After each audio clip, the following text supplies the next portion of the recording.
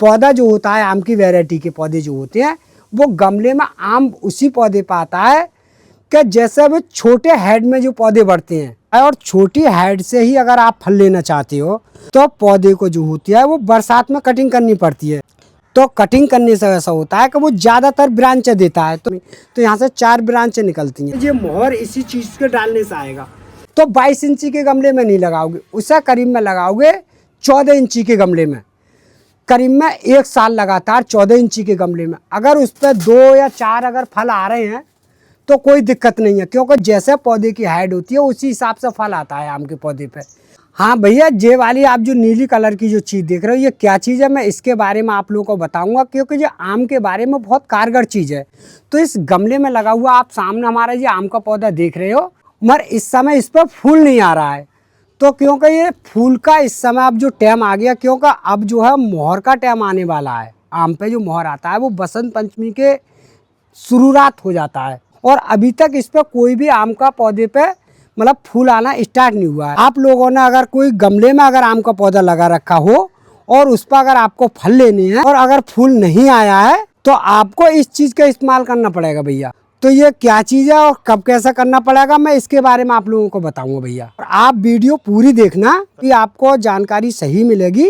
Video अगर आप तोड़ के देखोगे तो आपको सही जानकारी नहीं मिलेगी। तो भैया जैसे आम का अगर पौधा अगर आप लोग अगर गमले में अगर लगाना चाहो तो देखो मेरे पास में क्या होता है कि ये तो 4 साल का पौधा है और मैंने ये 22 इंची के गमले में लगा रखा है।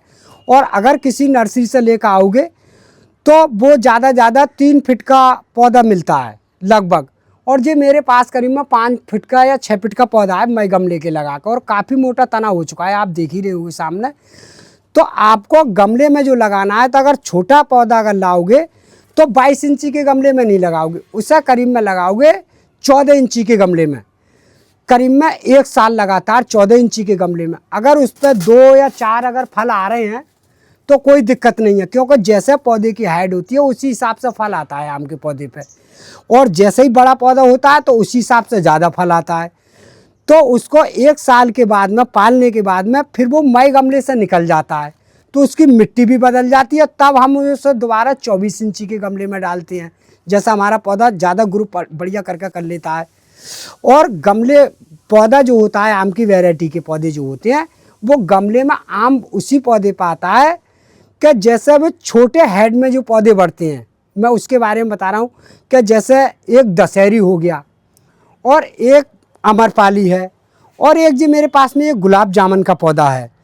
और ये काफ़ी ऊंचाई के पौधे होते हैं, लंबे वाले होते हैं, ये लंबे लंबे, तो वो हमारे पास होते हैं जैसे लंगड़ा है, चौसा है, बम्बैया है। ये पुरानी वैरायटी के पौधे तो ये बाग बगीचे के मतलब के होते हैं, क्यों कि वो बाग में लगते हैं, वो खूब ऊंचे पौधे हो जाते हैं, तो उनको तो बाग में ही फल लेते हैं हम लोग। और जो गमले में जो फल लेते हैं तो वो हम इसी तरीक़ा से लेते हैं कि जैसे छोटी हाइट पे जो फल आएगा वो गुलाब जामुन पे या अमरपाली पे या फिर अन्य एक और वैरायटी आ रही है, बहुत सी नई वैरायटी आ रही हैं जो गमले में लगाने के, जैसे तोतापरी है और अल्फाइंसो है, जो बहुत से आम ऐसे आ रहे हैं जो गमले में ही आ जाते हैं। तो वो चीज़ आप लगा सकते हो गमले में। आम का पौधा अगर आपके पास में अगर लगा हुआ है किसी प्रकार से तो वो होना चाहिए कलम का। अगर देसी का होगा तो कोई भी गारंटी नहीं होगी, क्योंकि देसी पौधे पे कोई भी फल नहीं आ पाता है, होना ग्राफिट का चाहिए। अब क्या होता है कि जैसा अभी इस समय आम का अगर पौधा हो तो आप उसकी कोई कटिंग वगैरह तो नहीं करोगे, क्योंकि आम के पौधे की जो कटिंग होती है वो लास्ट बरसात में होती है। जैसे बरसात ख़त्म होती है उसी समय इसकी कटिंग कर दो तो उस समय की जो टहनी जितनी भी फूट का आ जाएंगी उसी टहनी पे ही मोहर आएगा।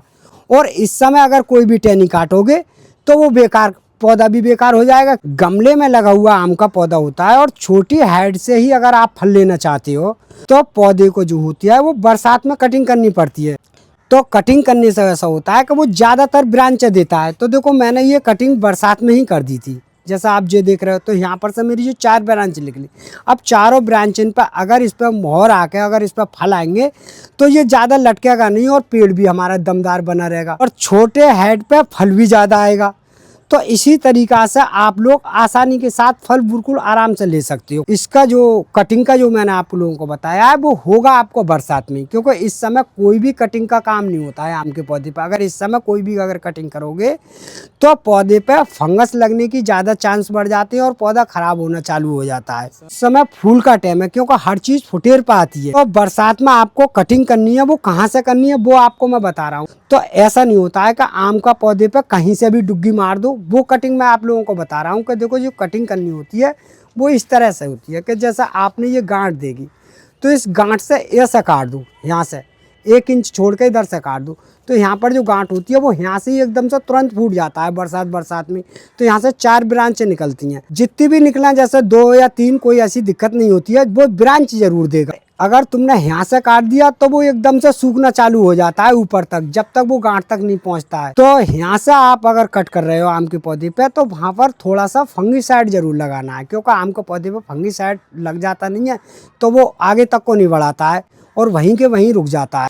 तो भैया जैसे आम का पौधा अगर आप लोग लगाते हो तो आप एक बात का ध्यान रखना है कि या तो ग्राफिट का पौधा लगना चाहिए जो कलम वाला होता है। तो एक कलम का पौधा होता है, वो साइड से हम जो कलम लगाते हैं कोई सा भी हो वैरायटी से, हमें इस बात से नहीं मतलब होता है, क्योंकि हम तो सारी पौधे बनाते रहते हैं। तो या तो आप बीनियर वाली लाओगे, जैसे बीनियर का पौधा आता है एक कलम का, तो बीनियर का होता है बहुत ऊपर से, वो होता है सिंगल पौधा। तो उस पौधे को पालने में कम से कम 2 साल लग जाते हैं, तो उस पर इक्का दुक्का आम आता है।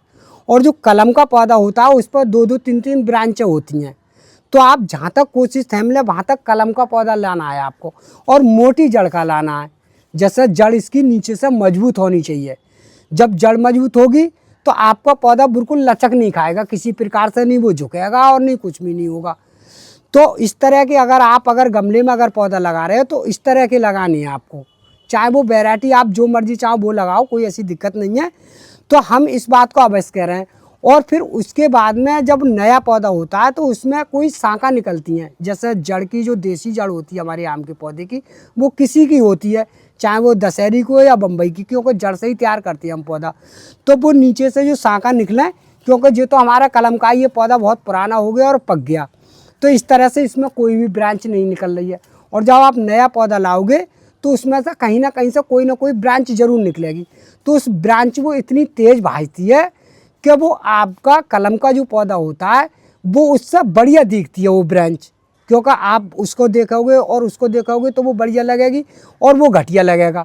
तो उस ब्रांच को तुरंत तोड़ देना है, और वो शुरुआत बरसात में ही ज़्यादा तेज़ी से भागती है। तो आप क्या करते हैं कि जैसे वह उसकी जो कलम का जो होती है डंडी लगी हुई वो तो सूख जाती है, और उस ब्रांच पे ज़्यादा ध्यान करते हैं लोग, क्योंकि वो बहुत तेज़ी से बढ़ती है, क्योंकि वो जड़ में से निकलती है। तो इसी तरीक़ा से वो पेड़ आपका देसी हो जाता है, और पेड़ वो फिर वो बढ़िया नहीं रहता और नहीं उस पर फल आता है और कुछ नहीं होता, और वो मालूम पड़ता है कि कलम का है, क्योंकि वो कलम के बराबर से ही निकलनी चालू हो जाती है जहाँ से हम चीरा लगाते हैं। तो उस चीज़ का आप ध्यान रखना है कि वो चीज़ अगर जैसे ही शुरुआत में इतनी बड़ी निकले तो इसे इस तरीक़ा से बिल्कुल छुटा दो, और उसी टहनी पे जोर रहने दो जो हमने कलम की ग्राफिट की जो बनाई है, जिस चीज़ की बनाई है। सब बहुत से लोग क्या होता है कि जैसा आम वगैरह सबके घरों पर आते हैं, तो कुछ लोग ऐसे होते हैं कि वो गुठली डाल देते हैं, वो जिस चीज़ की लाते हो वही गुठली डाल देते हैं मिट्टी पे, और वो जम कर तैयार हो जाता है। और जम कर तैयार हो जाता है तो वो इतनी तेज़ी से भागता है कि आम का पौधा इसको फेल कर देगा कलम वाले को, और वो खूबसूरत लगेगा। तो वो काफ़ी बड़ा हो जाता है आम का पौधा, मगर उस पर आम नहीं आता है। क्यों?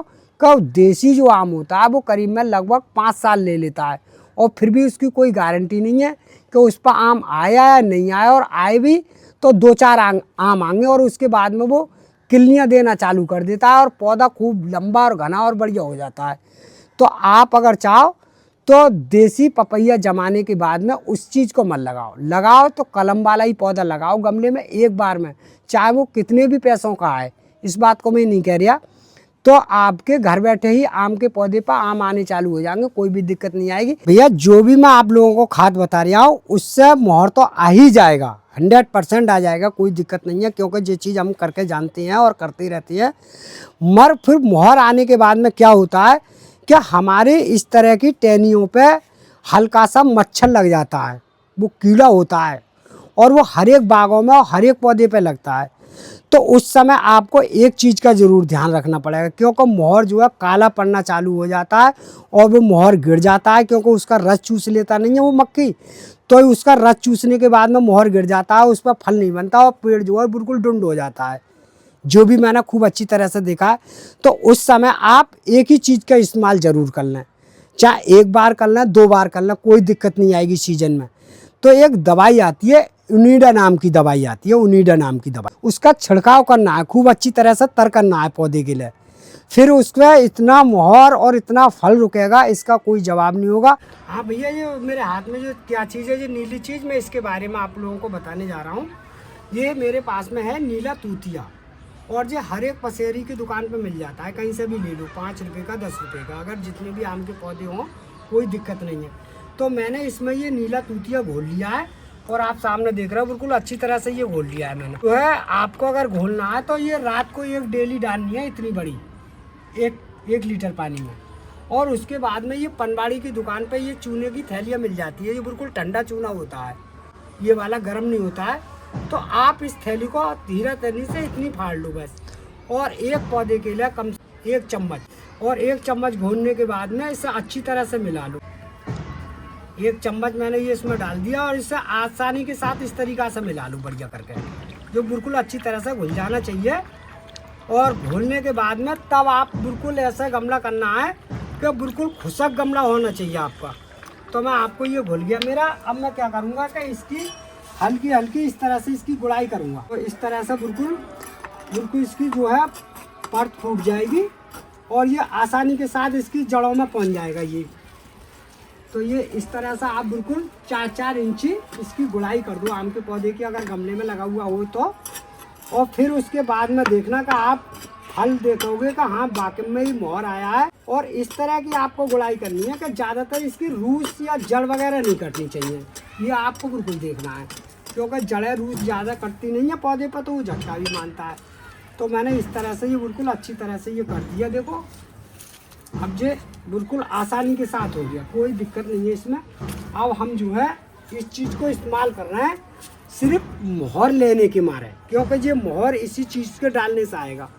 तो ये मैंने बना हुआ है पानी मेरा, अब ये आसानी के साथ में इसमें चारों तरफ पर डाल दूंगा जी बस। अगर आपका पौधा अगर ज़्यादा खुशक हो तो इसी पानी में 1 मग्गा और भी डाल सकते हो, 2 मग्गा डाल सकते हो। फिर उसके बाद में आपको फिर पानी का इस्तेमाल नहीं करना है जब तक ये मिट्टी सूखे नहीं। भैया इस तरीक़ा से हम जो है गमलों में जो है आम के पौधे पे इसी तरीक़ा से फल लेते हैं। अगर आप लोगों को अगर मेरी वीडियो अच्छी लगे तो वीडियो को लाइक और शेयर ज़रूर कर देना।